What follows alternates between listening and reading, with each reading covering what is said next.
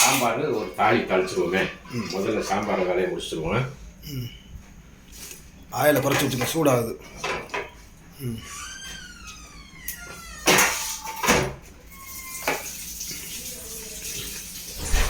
இப்போ சாம்பாரை நம்ம தாளிச்சு விட்ருவோம். அது கொஞ்சம் கடுகு போட்டுக்கிடுவோம். கொஞ்சம் கடுகு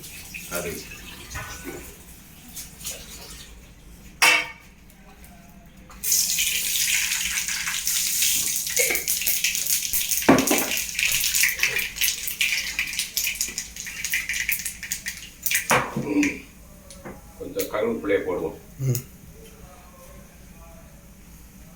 கருவேப்பிலையை தீயை குறைச்சிடுறேன்.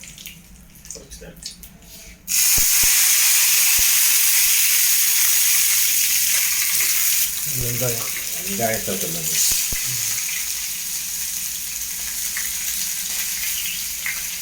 அது கீரைக்கா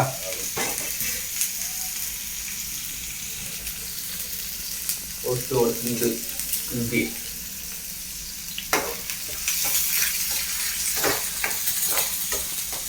நல்லா வெங்காயத்தை ஒரு வதக்கி ஏற்கனவே உப்புலாம் போட்டாச்சு.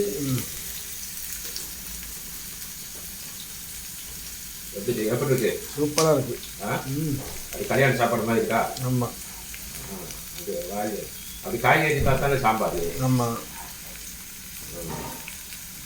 துண்டெல்லாம் போட்டுருக்கு. அப்படியே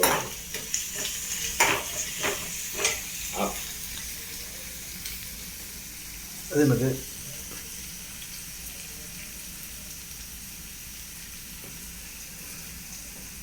இது என்ன மல்லித்தலையா? மல்லித்தலைய அப்படியே சாம்பார் அப்படியே போட்டுரும். சரியா? தெரியும். சாம்பார் தெரியுதா? அப்படி மல்லித்தலை போட்டுரும். தலை போட்டாச்சு. தலைவாழை இலை போட்டு தலைவாழை இலை போட்டு சோறு ஓடணும் அப்படின்னா பாய்க்கு சாம்பார்லாம் கம்மன் இருக்குல்ல. அப்போ கம்மன் இருக்கா? இப்போ பாரு, பக்கத்தில் வச்சு பாரு. பாருங்க, வீட்டில் இப்படி வச்சு கொடுப்பாங்களா? வீட்டில் அப்படி வச்சு கொடுக்க மாட்டாங்க. சாப்பிடணும் வெளியே. அது என்னமோ இப்போ நம்மளே வீட்டுக்கு போய் நம்ம தான் போய் வீட்டில் குழம்பு வைக்கணும். வீட்டில் யாரும் வைக்க மாட்டாங்க, குழம்பு வைக்க மாட்டாங்க. எங்கள் வீட்டிலலாம் யாரும் வைக்க மாட்டாங்க. நான் தான் வீட்டில் அந்த சோறாக்குறது பார்க்க சோறாக்கி அது வைக்க, மூஞ்சி துளிச்சிக்கிட்டு சோறாக்கி எல்லாம் வைக்க. அப்படி அந்த வெங்காயத்தை வதக்கிறதுல வெங்காயத்தை நல்லா வதக்கி போடுறனால ஏற்கனவே நம்ம இதில் கொஞ்சோண்டு அந்த வெங்காயம் போட்டு தூவி வச்சுருக்கோம். அதனால தாளிச்சிட்டு அப்படியே மண்டையில் ஊற்றி அரைக்கிற வழியில வேறு ஒன்றும் செய்ய தேவையில்லை. ஒன்றும் தேவையில்லை. வாட்டுக்குள்ள வச்சு உப்புலாம் போட்டாச்சா? உப்புலாம் போட்டாச்சு. உப்பு எல்லாமே போட்டாச்சு. இது எதுவும் பார்க்கணுன்ற அவசியம் இல்லை. க்ளீனாக இருக்குது. நம்ம தாளிச்சு விட்டோம்னா இதுக்கு இந்த குடல் இந்த இது போட்டால் இந்த இதாயிரும். தாளிச்சாயிரும். ஆமாம். தோசை இட்லிலாம் வீட்டில் வர்றாங்களா அடிக்கடி, கடையில் வாங்கி வச்சுட்டு ஃப்ரிட்ஜில் வேறு அவங்க எத்தனை நாள் கடையில் வச்சுருந்தாங்களோ அது ஃப்ரிட்ஜில் வாங்கி அது தோசையை போட்டு அதை வச்சு இது பண்ணி வச்சுருப்பாங்க. இது நம்ம கலர் மாறிக்கிட்டே இருக்கா, சேஞ்ச் ஆகிட்டே இருக்கா. கலர் கொஞ்சம் சேஞ்ச் ஆகிருக்கு. இன்னும் கொஞ்சம் சேஞ்ச் ஆகும். ஆமாம். அப்படியே ஊற்றி அரைக்கிற வழியில் வேலை ஒரு மேட்ரு முடிச்சு. இதுக்கு அடுத்து தண்ணி எல்லாம் ஊற்றக்கூடாது. சாம்பார் தான் அப்படி இருக்கணும். லைட்டாகவும் சாப்பிட்ணும்.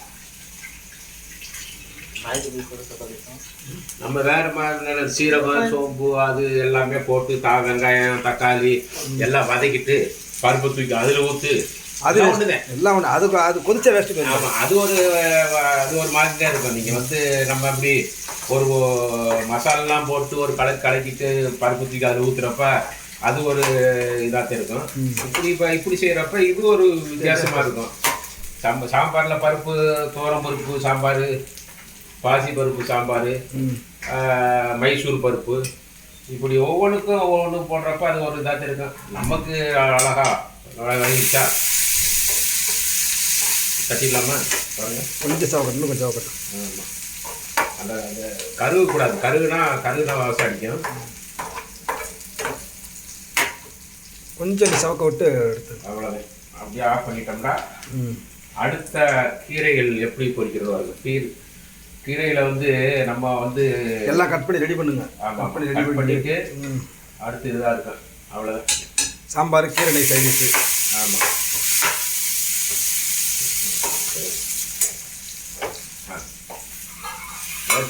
இதான் சாம்பாருடைய ஃபுல் வீடியோ.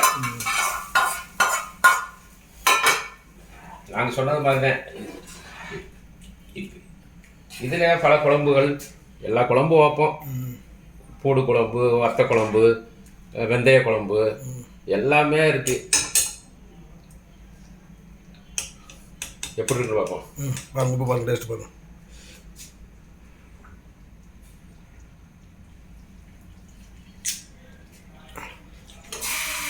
எப்படி சூப்பராக இருக்கு. சூப்பராக இருக்கு. நல்லா சாப்பிடலாம். இதுக்கு சைட் டிஷ் போடுறோம் பாருங்க, அதுக்கு இதுக்கும் நல்லா சாப்பிட்டு நல்லா நிம்மதியாக தூங்கி எழுந்திக்கலாம். நீங்களும் நல்லா இதே மாதிரி செஞ்சு பாருங்க, நல்லா இருக்கும். ஓகே, ஆரோக்கியமாக இருக்கும். எல்லாம் நலம் கூட. 6 நிமிஷம் ஓடி இருக்குப்பா.